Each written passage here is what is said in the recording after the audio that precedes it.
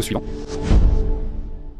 Le 21 avril 2026. Nous sommes dans la 5e année, jour 57 depuis le début de l'invasion à grande échelle. Soyez les bienvenus. Je vous souhaite la bienvenue au point de situation. Aujourd'hui, nous allons examiner d'autres incendies, notamment à Tuapse. Nous allons voir comment les Russes ont pu franchir la frontière ukrainienne dans la région d'Okremivka. Et ce que nous allons également examiner, c'est la proposition de renommer la partie contestée du Donbass en Doniland, donc en quelque sorte dédiée à Donald Trump. Et bien d'autres choses encore. De nouvelles images de Tuapse montrent que l'incendie s'est propagé sur une grande partie de la raffinerie et du terminal. Une grande partie de l'installation est ou a été en flammes. Cependant, l'intensité des incendies en général diminue désormais. Mais pas forcément car la situation est sous contrôle, plutôt car il reste peu de matériaux inflammables. Mais comme je le dis depuis plus d'1 an, les pompiers n'éteignent presque plus tous ces incendies, le matériel est rare comme beaucoup de choses en Russie. Et comme il y a eu tellement d'incendies ces derniers mois qui ont surtout touché des raffineries, des dépôts de pétrole ou des terminaux de chargement. Il arrive que ces équipements spéciaux, pourtant fournis aux pompiers pour ces situations, ne suffisent pas toujours, et ces équipements s'usent aussi avec le temps, il faut donc souvent les réparer ou en acheter de nouveaux. Et cela n'est actuellement pas vraiment possible en Russie. Mais je ne peux pas dire exactement si cela est dû aux sanctions ou simplement au fait que les fabricants locaux ne peuvent pas répondre à cette forte demande en ce moment, ou bien que les priorités sont tout simplement ailleurs. Surtout du côté de l'armée et de la guerre, et non dans la lutte contre les incendies. Il n'est absolument pas évident que les Ukrainiens puissent un jour attaquer tous les dépôts de pétrole en Russie, et surtout les atteindre, ou que la défense aérienne russe y échoue. Et ce genre d'équipement spécial est souvent stocké de manière centralisée. Toutes les casernes de pompiers n'en disposent pas, et en cas de besoin, il est amené sur place. Il arrive que le lieu de l'incendie soit à 1 heure et que le matériel n'arrive qu'alors. C'est pourquoi peu d'incendies sont éteints.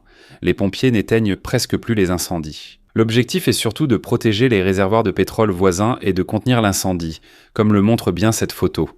On y voit des pompiers russes posant devant un réservoir en flammes. Avec leur équipement limité, ils ne peuvent pas faire beaucoup plus. Si cela se confirme, l'installation est actuellement hors service. Les riverains filment et partagent photos et vidéos. C'est très utile pour des personnes comme moi, car je peux recueillir directement des informations sur place sans y être allé moi-même. Et c'est aussi avantageux pour les Ukrainiens, car ils peuvent voir sans trop d'efforts s'ils ont réellement touché la cible et quelle est l'ampleur des dégâts. Je pense qu'il y a suffisamment de personnes qui possèdent un téléphone portable. Ainsi, cette guerre est assez bien documentée sur le plan des informations. Mais tout cela est mauvais pour l'autre camp, car la population russe voit maintenant qu'ils sont incapables d'intercepter les drones ukrainiens. En plus, ils voient directement les conséquences de la guerre, ce que le Kremlin veut évidemment empêcher. Notre propagandiste préféré, Solovyov, a d'ailleurs encore fait une crise de colère et a menacé de jeter en prison toutes les personnes qui filment et publient les conséquences de l'attaque. Rien de nouveau à l'Est, je dirais. L'ambiance est donc très tendue. Le représentant ukrainien à l'ONU, Andriy Melnik, résume la situation de manière assez directe. Environ 35 millions de citoyens russes n'ont pas de toilettes privées chez eux. Et c'est justement là que réside cette contradiction qu'il souligne. La Russie veut être reconnue comme grande puissance, redéfinir les frontières, établir des zones d'influence et participer aux discussions géopolitiques. D'un autre côté, une part importante de la population vit encore sans infrastructure de base, et personne en Russie ne s'efforce d'améliorer le niveau de vie. Un quart des foyers n'a pas accès à un système d'égout centralisé. Dans les régions rurales, la situation est encore bien pire.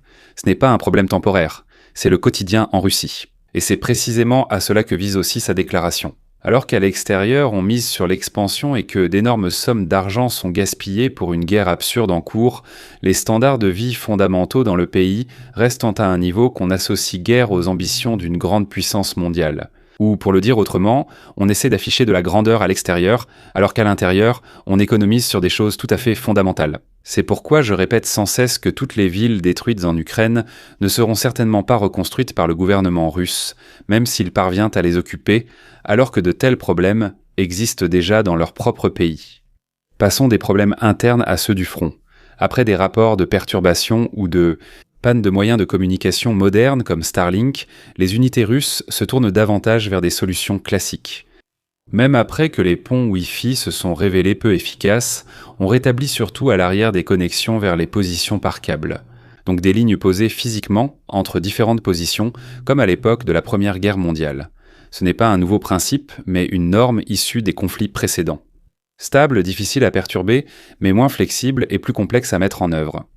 Chaque installation prend du temps, demande des efforts et rend l'infrastructure plus vulnérable et surtout coûteuse dès qu'elle est découverte. C'est alors qu'elle risque fortement d'être détruite. En résumé, la communication demeure possible, mais devient plus difficile à perturber, plus lente, moins mobile et bien plus vulnérable en cas de changement rapide ou de panne de certaines parties. Dans la région autour de Kremivka, au nord de Vovtchansk, des rumeurs de percées majeures ont aussitôt circulé après la publication d'une géolocalisation des forces russes. On observe des unités ukrainiennes dans la localité centrale indiquée sur la carte de situation. Il s'agit donc de cette localité. Un petit point sur la situation. Voici la région autour de Vovtchansk et voici la localité dont je parle. Et ici, au milieu de cette zone, il y a une géolocalisation que je vais afficher maintenant. Là, il y a des unités ukrainiennes qui combattent justement les soldats russes qui se trouvent à l'intérieur. Les Russes les ont combattus ici, dans les 3 localités. Mais le plus intensément, c'était au centre. La situation actuelle est bien plus sobre que ce qui est affirmé. La présence montrée peut être attribuée à une seule tentative d'infiltration. Aucun indice clair d'une position stable ou de progrès constant dans ce secteur. Les Ukrainiens ont aussi réagi assez vite selon leurs standards. Mais le chemin emprunté pour y parvenir explique aussi pourquoi cela a été possible en premier lieu. En effet, les forces russes ont apparemment utilisé les zones boisées au nord de la rivière Vovcha, ont progressé le long d'autres fortifications, ont traversé la rivière, ici à cet endroit, puis se sont dispersés dans la zone la plus densément peuplée de la localité. Il est frappant que l'avancée ait été importante dans une zone ukrainienne. Si l'on regarde la carte de la situation, ils sont allés à peu près jusqu'ici. Cela fait 3,7 km, donc presque 4 km que les Russes ont parcouru assez rapidement. Si vous y pensez, ailleurs sur le front Est, ils mettent des semaines à progresser autant qu'ici en quelques jours. Comme il s'agissait d'une tentative d'infiltration qui a été plus ou moins rapidement maîtrisée par l'Ukraine, ou du moins à laquelle ils ont pu réagir rapidement, cela indique moins la force du côté russe, mais plutôt les lacunes dans la reconnaissance et le contrôle, en particulier par les drones, de la part des Ukrainiens dans ce secteur. Les Ukrainiens disposent aussi d'une zone tampon non occupée le long de la frontière, à surveiller par drones et éclaireurs. Le contexte s'inscrit dans un schéma plus large. La Russie tente de créer une zone tampon à la frontière, comme annoncé depuis 2 ans. C'est très visible en ce moment dans la région de Soumy et à Vovtchansk, vers la première zone tampon qu'ils n'ont pas pu achever complètement. C'est précisément pour cela que de telles infiltrations ont été utilisées, pas forcément pour occuper immédiatement le terrain, mais pour tester les points faibles et exercer une pression. Et c'est justement là que réside le problème. Ce n'est pas l'avancée russe qui pose problème ici, mais plutôt le fait que de tels mouvements soient impossibles tout court. Et cela montre une faiblesse dans la défense ukrainienne, surtout ici dans la région frontalière, ce qui est assez problématique. Car si les Russes découvrent maintenant où se trouvent certaines faiblesses, ils finiront par attaquer plus fortement à ces endroits et pourront peut-être à nouveau conquérir une zone plus vaste, par exemple ici à Vovtchansk, ou un peu plus à l'ouest, par ici. Ce n'est pas encore très grand. Donc on le voit bien nous-mêmes, si on prend ceci par exemple, une zone de 14 sur 6 km, et cela après plusieurs semaines de combat. Et ils tiennent cette position depuis 2 ans. Ils n'ont pas pu continuer à s'étendre ici depuis lors. S'ils réussissent encore, ils obtiendront un nouveau territoire. Cela mobilise certes leurs propres forces, mais aussi celles des Ukrainiens. Et ils peuvent y envoyer de nouveaux renforts. C'est justement un problème.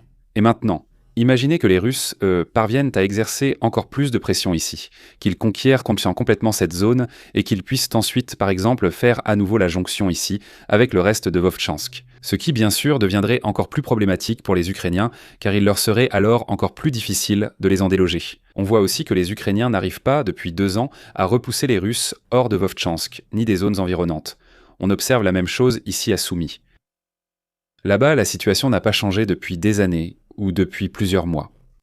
Cela montre que les Russes n'avancent pas et que les Ukrainiens ne peuvent les repousser.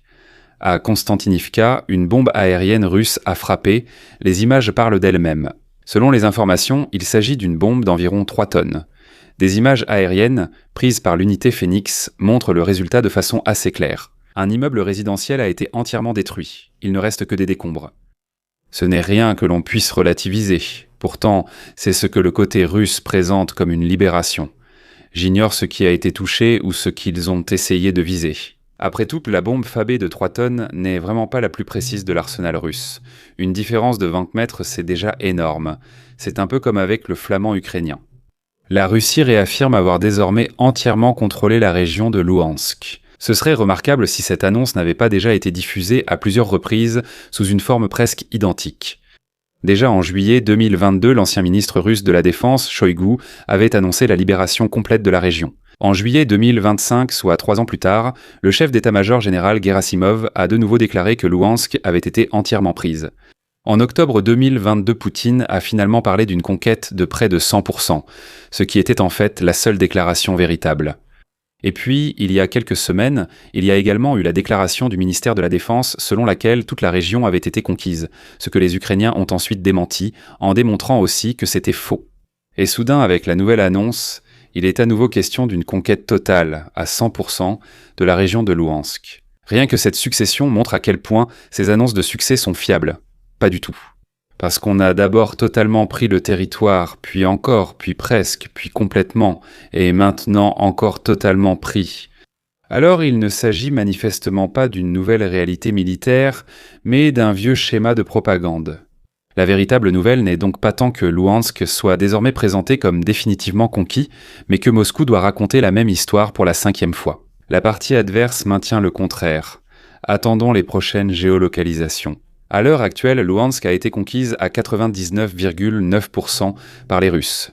Oui, elle est pratiquement entièrement conquise. C'est effectivement vrai. Mais entièrement, ça veut dire 100%.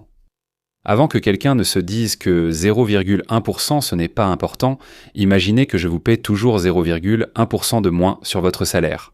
Vous vous plaindriez aussi en disant que votre salaire n'a pas été entièrement versé. C'est pareil ici. Un rapport du New York Times fait actuellement sensation. Selon ce rapport, l'Ukraine aurait proposé de renommer temporairement la partie contestée du Donbass en Doniland. Il faut préciser que rien n'a été confirmé officiellement. Selon le rapport, cela n'a été mentionné qu'en interne. Le contexte reste clair. Il s'agit de négociations dans l'impasse concernant l'avenir de la région. Des modèles tels qu'une zone démilitarisée ou une sorte de région administrative spéciale sont envisagés. Selon ces sources, le terme serait employé pour tenter d'influencer politiquement Donald Trump. Il s'agirait donc d'un moyen rhétorique ou tactique, pas d'une désignation officielle sérieuse.